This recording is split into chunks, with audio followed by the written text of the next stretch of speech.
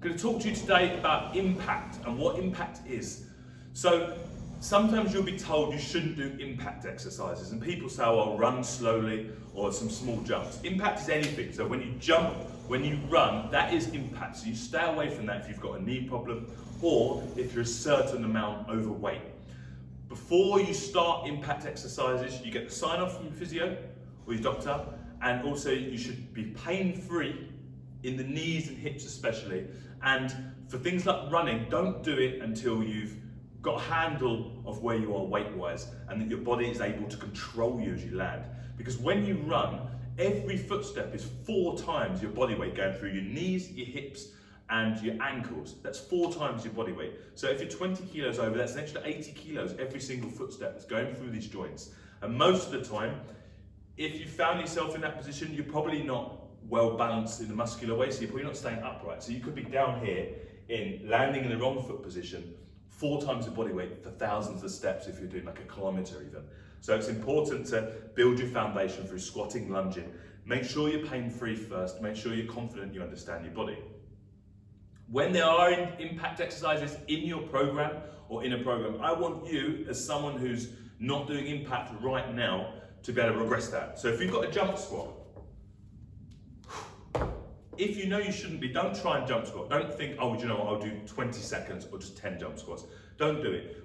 The only reason we do a jump squat is for someone that's able and wants to increase the amount of weight through their legs. So instead, you could be able to lift weights. So I'd rather you took some dumbbells or a band and you squatted holding dumbbells or some weight rather than jumping, because it's that sudden jolt that if you've got a knee problem or a joint problem, you should leave it out, or the lower back. So instead we control it down. We can do everything from squats. There's every exercise, you should do every single exercise. I want you to be able to feel like you could do even the advanced program, but you need to have the self-awareness to regress exercises where you need to. So when there's very explosive exercises, you just regress them. So you take the jumps away, you slow things down, you support yourself.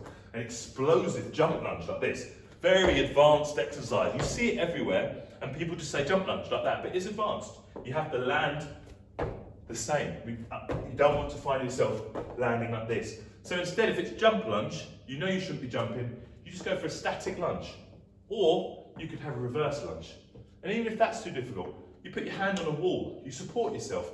You could get a stick, like a broomstick, you hold the broomstick and you hold yourself up. You could hold 2 broomsticks. You could hold a chair leg or a wall and a broomstick, and you support yourself like this.